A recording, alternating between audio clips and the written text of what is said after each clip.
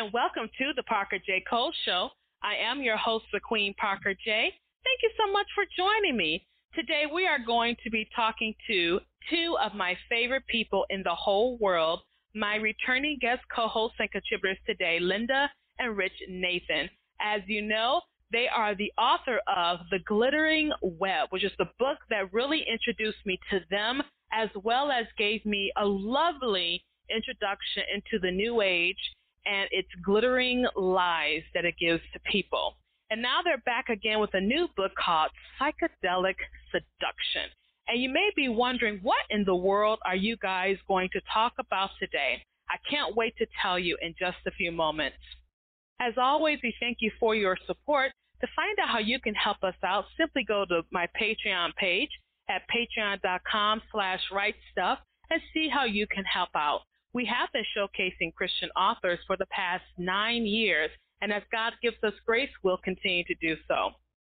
And so, without further ado, I'm going to introduce my guest co-hosts and contributors today, Linda and Rich. Linda and Rich, how are you doing today?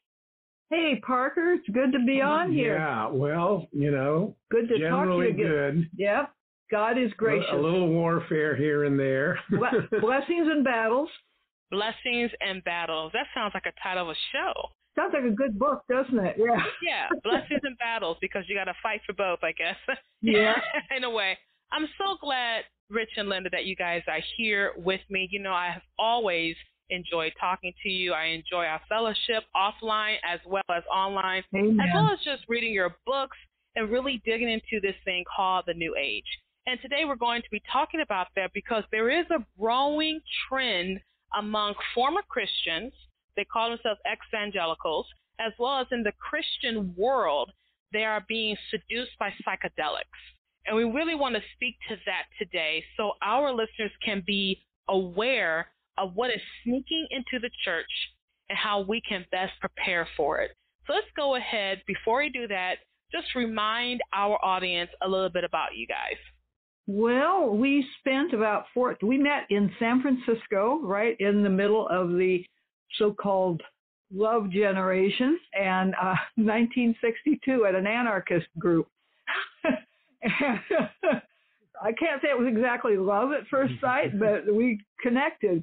And we are celebrating 60 years together this month, and 59 years of marriage and 60 years together. Oh, my word. We plunged into the whole movement of the 60s and the psychedelic movement, and started out on LSD when we hardly even knew each other. And we're plunged into the occult world that comes with psychedelic drugs. And we spent 14 years in that, including being involved in a New Age spiritualist church where I became eligible for minister's papers, but escaped, fortunately, before I went ahead with the final thing. And we fled to Oregon, like so many did in our generation in the early 70s.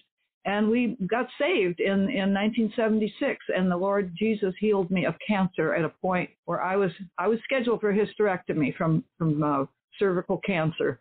And I was 35. I hadn't been able to have children. And Jesus reached out and said, it's a simple matter for Christ to put his hand on the chaos that is cancer and bring order.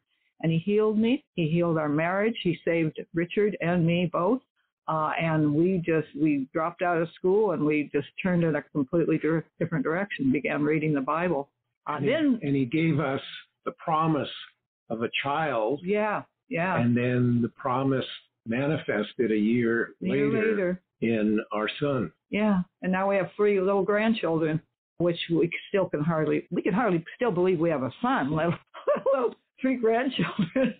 But the Lord has just been amazing. And then he started to open our eyes as to what the New Age movement that was coming in like a flood and what was happening in the churches. We got saved in a very liberal Episcopal church. But we also got discipled by the Book of Common Prayer that they used in their services, which came from the 16th century Reformation. So we got biblical teaching combined with a whole bunch of liberal junk. So little by little, the Lord began to sort it out for us. I knew absolutely nothing about Christianity and Christ, God. All that was alien to me. I was a I say it now, a magic Marxist. Yeah. And well, he was raised as a Marxist. Both his families were Marxists, and his father even knew Mao Zedong. So when he was younger, so I mean, they were the real thing. I thought it was real romantic when I first met him. I learned quickly. What's fascinating about that is you talk about how you grew up as a Marxist, and then you see that ideology being not only propagated but encouraged today, and it is quite frightening when you see it. And people think, oh, you don't really understand what the ideology is. And you're sitting here saying, I do understand what the ideology is. The Lord saved me from that ideology. That's one of the reasons why I always enjoy having you on my show, because you help me understand things because you lived through it. Yeah. There's something, and I said this recently, there's something for maturity that youthfulness will never have. And that is that inner wisdom. That is seeing things like a mile away, whereas before when you were younger, you just ran into it. Oh, we probably shouldn't have run into that wall. But now you can see the wall. You can see the wall there. You can guide other people. True. And so with your book, The Glittering Web, I read that book probably within a day. I think I live read it with you. It was funny because I just picked up your website on Facebook a couple of years ago, and I just started sending you messages. Oh, I loved it. I loved it. And I know you probably were like, who is this? Well, nobody ever does that. It was wonderful. You went through almost line by line, and not only that, you were enthusiastic. That was the best part. Gosh, I love that book. It was so encouraging. I love that book.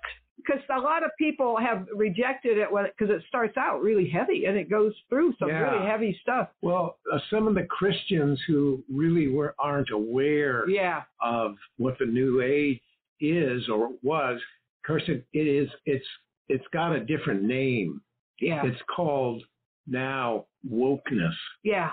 Yeah. And also progressivism. It's called neo-paganism, new paganism, because it's the old paganism coming back again. Just gussied up in new garb. That the Bible talks about, like in the first chapter in Romans, it talks about the paganism and the idolatry. And that it goes from bad to worse, which we're seeing in our society. Yeah. So it's so seductive. That's the thing about it. It's very seductive, which brings me to our topic, is that psychedelic seduction.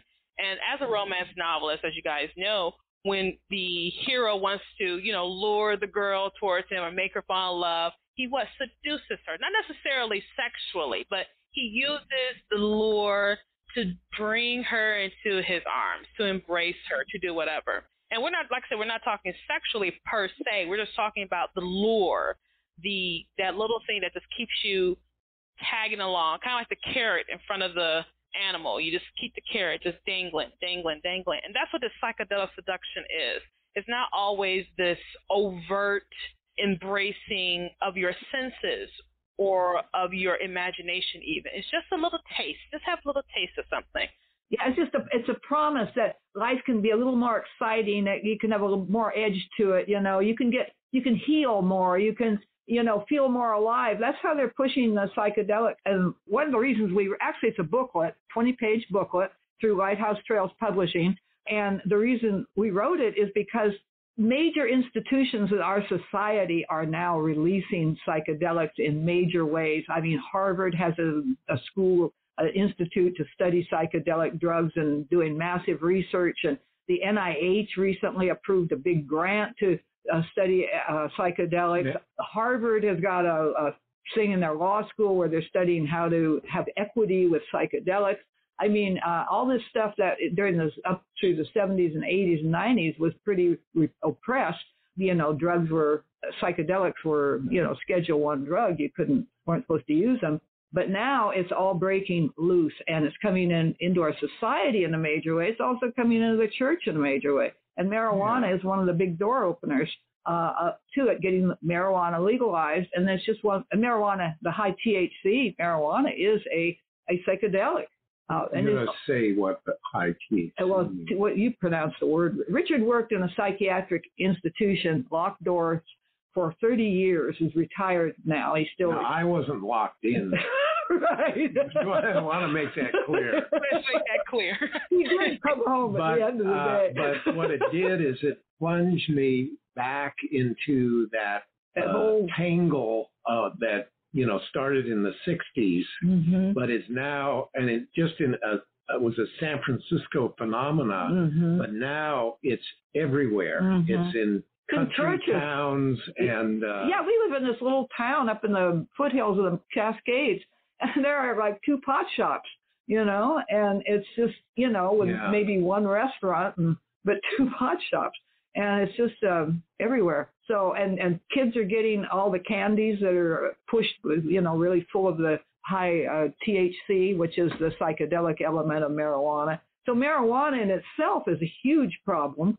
And there's a massive rush to try to make it like it's really good. But the psychedelics like LSD and mescaline and ayahuasca, psilocybin, they're all experimenting with them. The government is experimenting with these things. Institutions are experimenting with them.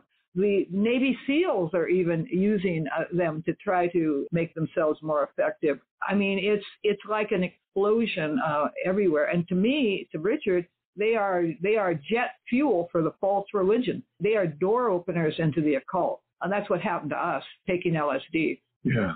Well, let me ask you this, because people may be confused about the term psychedelics, because when I think of psychedelics, I think of a trippy feel. I think of bright lights, colors, weird sounds, and music.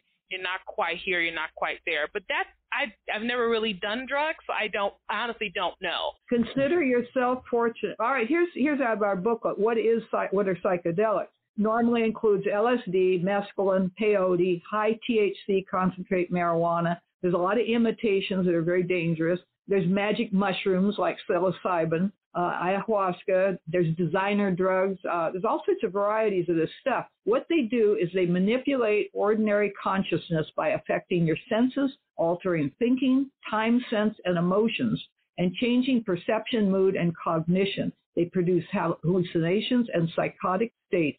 And the most important thing of all from our point of view and what we've been through is they open you up to spiritual deception. They are demonic influence. They are sorcery drugs that have been used for centuries in pagan cultures in their religious ceremonies. There's nothing new about them at all. They're just being dressed up for our time for a more, quote, scientific society, and they're being masqueraded in scientific terminology. Yeah, and it's coming in under the banner of mental health. Mental health, yes. And therapy. And there's huge conferences going on to train medical personnel in how to use psychedelics for healing. And they're even trying to how can you use psychedelics and get rid of the trip? And then good luck. Anyway. The whole point of utilizing these is to alter your state of consciousness. Yeah. So it's to break barriers down. Yes. Because God created us as thinking beings to use our critical skills to navigate reality around us. Yeah. Right. That's scientific, to be honest. I feel like that was a scientific answer right there. But the lure of losing yourself, losing those boundaries, not being held back by reality, if you will, that is seductive. I know for a fact I had a dream, one of the best dreams ever. Right? It was a dream, too. It was a really good dream. I didn't want to leave, right? I didn't want to leave. Right. And then I woke up like, no, come back, But that's the dream. You had to come out of the dream. So essentially do you believe that with this psychedelic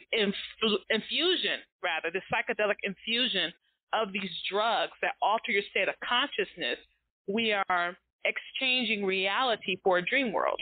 Right. Except it's a fantasy world and a pagan world. It's for Christians, it's especially dangerous because it really opens you up to what we call drug-augmented fantasy. And it leads you down a path, and we speak from experience, all right, deeper and deeper into paganism and the pagan mind. I mean, a lot of the people that talk about these using these drugs, here's a couple of quotes. This is from a book called Changing Our Minds, Psychedelic Sacraments and the New Psychotherapy. So they're treating it like a sacrament. And he says the coming psychedelic renaissance has its roots in both the laboratory and the jungle. It is both scientific and shamanic.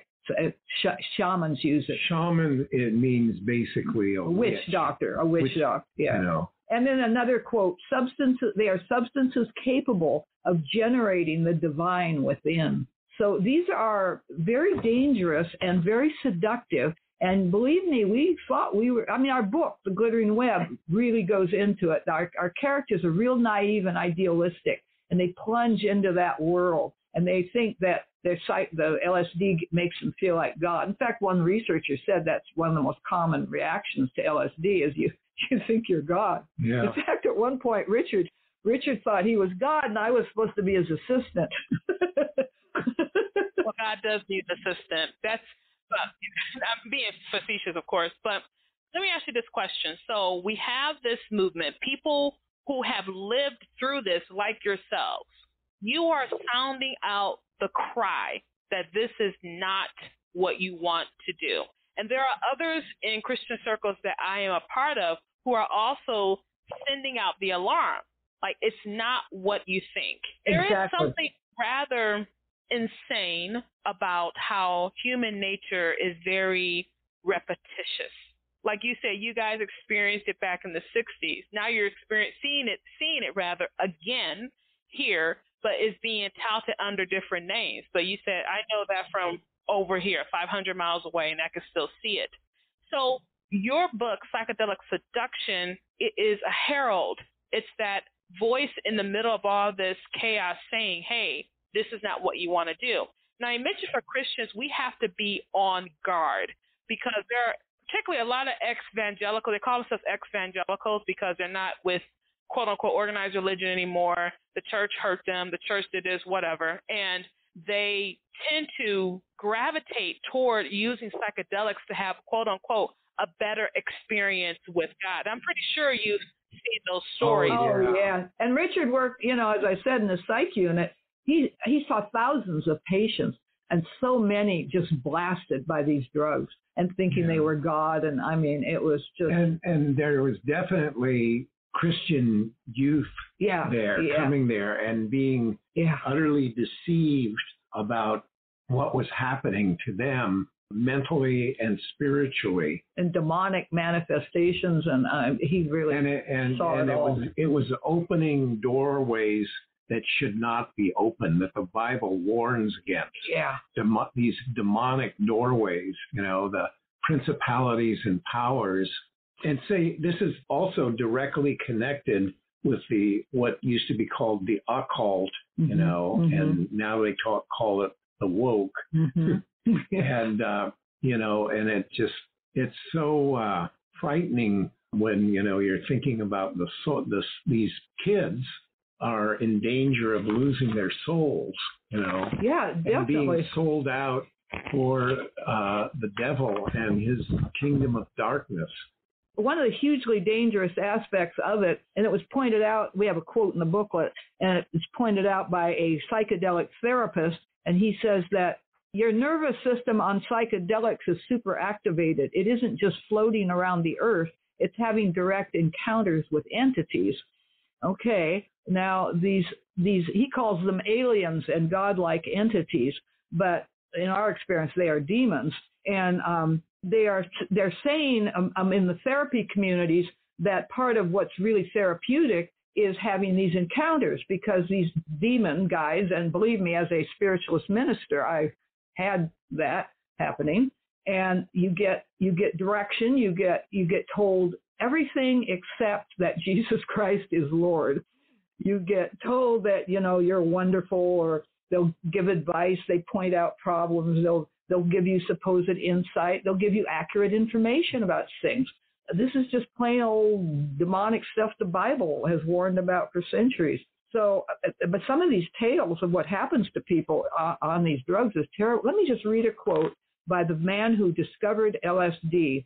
And his name was Albert Hofmann. He was a Swiss chemist. I think it was 1937. And this is what he said about his LSD experience.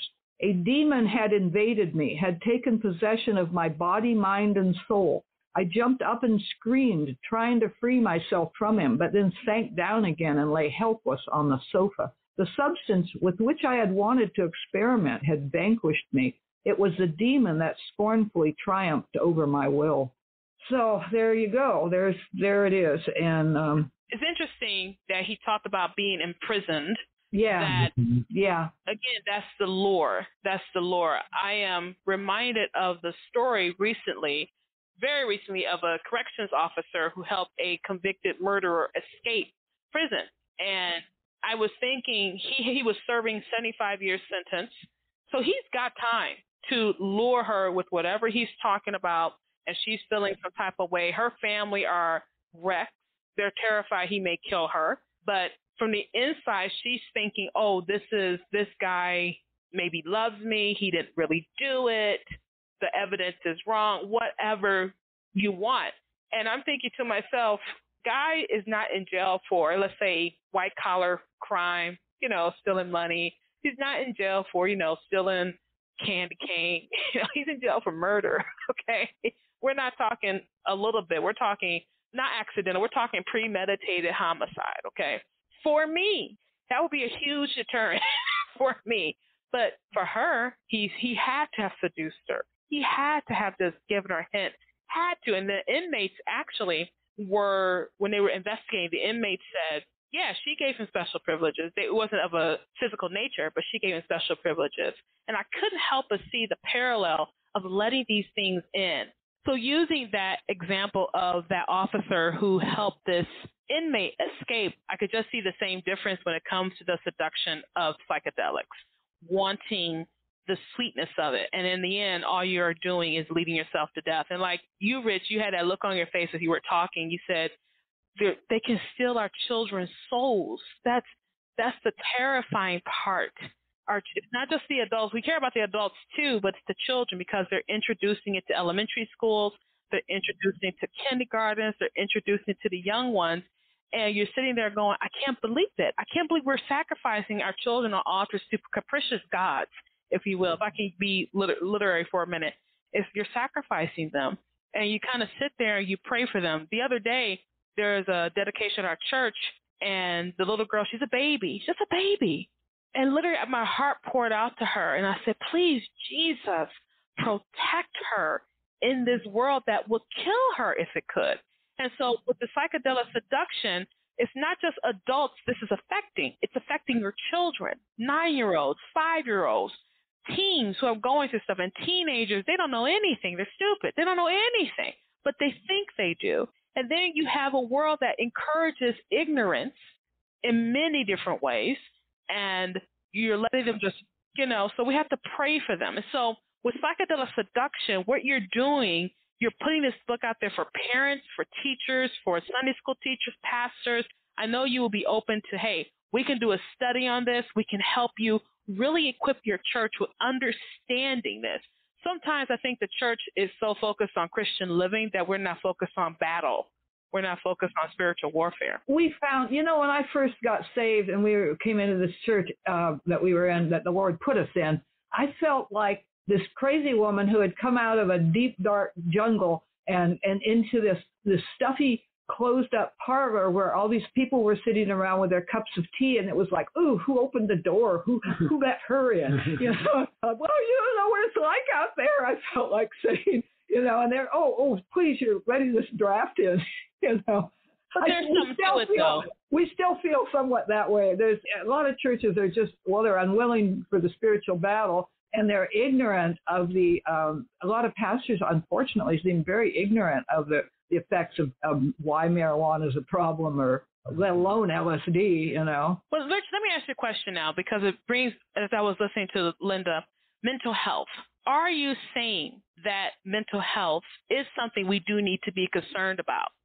I do believe the mind can be sick, obviously. Yeah. Yeah. Well, there's a lot to it. I've been spending 30 years kind of immersed in the mental health community while not really endorsing a lot of things that are happening. And there's confusion between mental health and just your walk with the Lord. Mm-hmm. You know, I mean, if you're a Christian and you're not walking by the Spirit, you're going to have a troubled life, because God, you know, he says, walk in the Spirit, and then you will not satisfy the sinful nature, because the sinful nature is contrary to the Spirit, and the Spirit is contrary to the sinful nature. And I think the mental health component gets all tangled up in that area. And so they tend to say, if you're sorrowing, and you might be sorrowing for sin, you might be sorrowing for loss, that sorrowing is a mental problem, you know, and you need medicine for it, and this talk therapy, because you're not meant to suffer. The suffering has no value.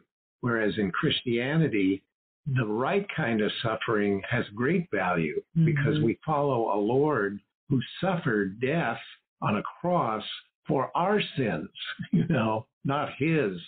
And that there's an incredible confusion that comes in where people can't tell their right hand from their left. And like we sort of recently had some encounters in a very conservative church that doctrinally was really, really right on, but these things were happening.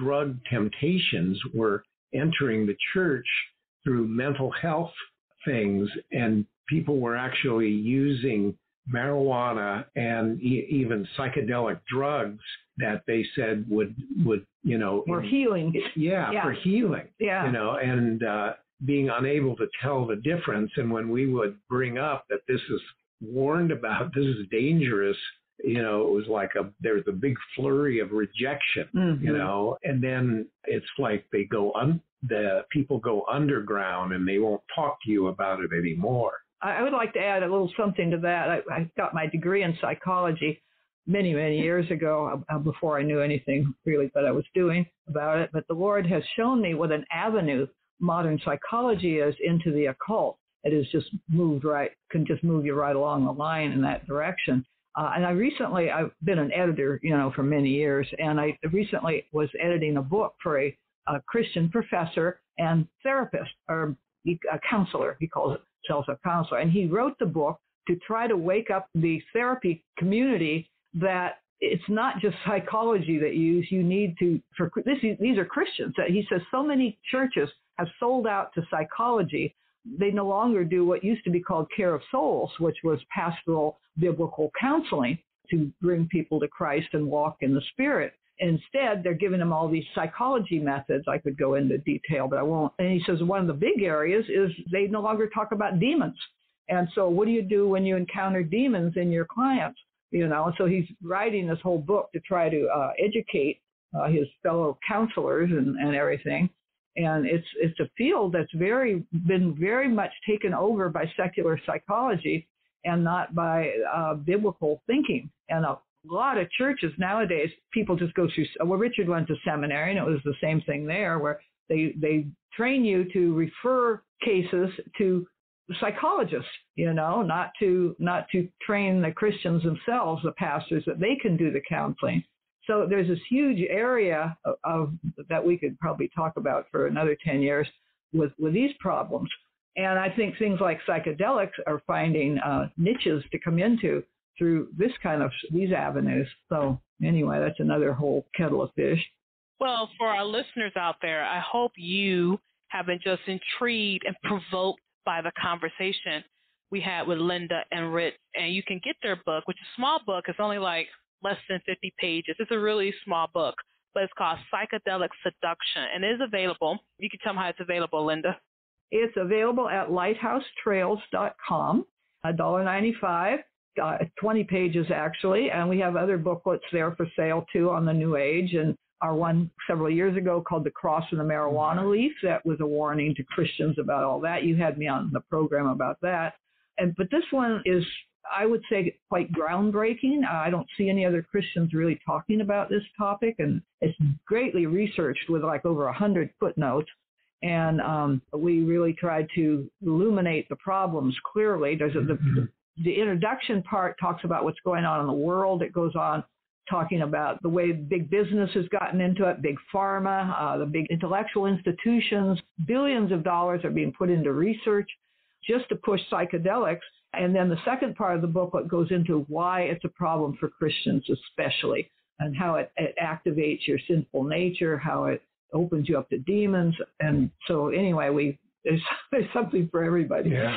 And it's designed for parents of kids who are getting into these drugs, and leaders and people who need to know how to guide the young people, away from precipice. Mm-hmm. Also, I wanted to just say, we have a novel that's almost finished that we've been working on for a lot of years, and it's called The Hexenmeister, which means hexmaster or witch. And that I feel like the Lord is saying this is necessary to be put forth like that. And it's about a deceived Episcopal minister and seminarian. Yeah, seminarian goes to Switzerland on to study with this great psychologist who also seems to be a mystical guru, and that's the title. It's a Hexenmeister is about him and how this young man is deceived and goes deeper and deeper into darkness, but he meets this young girl who's a Christian, and anyway, so it's a romance. It's a romance and a mystery and adventure. And we also are finishing the third book in our Omega Point trilogy, where the Glittering Web, and then the second book is Darkness Comes In Like a Flood. So the third book, not quite settled on the title yet, but we're hoping it'll be out in the coming new year, and then we're going to start the new series with the Hexenmeister. But they all tie together into the same worldview, and they all explore these same topics from different angles. So the Hexenmeister also explores the psychedelic issue as well as the other books in our series. But the Omega Point series, I just want to say quickly, is designed to reach those who are not Christians, who are deep in the New Age, and help them come out. And the second book is designed to start to disciple them and what they're going to run into, the world, the flesh, and the devil, the battles. And then the third book really focuses on the sovereignty of God and how God is training and equipping Christians to stand in the midst of intense persecution. So that's our kind of our mission. So what I love about it is that, here you are, you may be thinking, hey, married 60-something years, we're clocking, we're getting older, and the Lord said, I still have work for you to do. Yeah. And I love it. I remember so far the oldest first-time novelist I had on my show, he wrote his first book when he was 80. Well, and I am 80. Yeah. But you've already written your first book, though. But this was his first-time debut novelist, 80 years old, and my youngest was 7. And so you're never too young or too old to do the work that God has for you. You're never too young or too old. And here you are, the Lord is using you right now in this place right now with all the things you've learned, all the things you accumulated to be of use for someone like me, because I've grown just listening to you guys. I don't put myself in a position to be tempted, and I hope I never do that, which is why I love to have people who kind of anchor me. They kind of anchor me. It's like, stuff like that, like yourself, you and Rich, and then Marsha's one of them, some more people. There are more people who are coming out of this trying to help Christians get on the program. And that's because, why do they have to come out to save us? Because we're not the ones entrenched into this thing. We're not in spiritual battle. We're worried about making sure people don't feel bad. And I'd rather feel bad and you save my life than feel good and you let me fall and break my neck, And that's what it kind of comes down to. So, Linda and Rich, I really have, as always, enjoyed having you on the show. For our listeners out there, get your copy of Psychedelic Seduction at Lighthouse Trails. Go to their website online. And there's more where that's at. If you want to read their fiction, first book is To Get the Glittering Web. That was the book that latched me on to Linda and Rich, and they can't let go of me. They tried. They can't let go of me now. I'm like one of those carbuncles that just stays. And their stories are so very vivid, and it gives you a lot of education about the New Age without preaching and hitting you over the head with it. I still remember the book, even though I haven't read it in a couple of years. I still remember the story, the characterization, everything about it. And then Darkness Comes In Like a Flood. Just continue that story. And then they tell me now, oh, next year, as if we have promised tomorrow to us. And I want it now. I want the third book now. Hopefully. But I'll wait. I'll be patient. There's something to be said for patience, But I really have enjoyed having you. To our listeners, thank you so much for listening to this edition of the Parker J. Cole Show. You have a wonderful, absolutely glorious, blessed day. And God bless.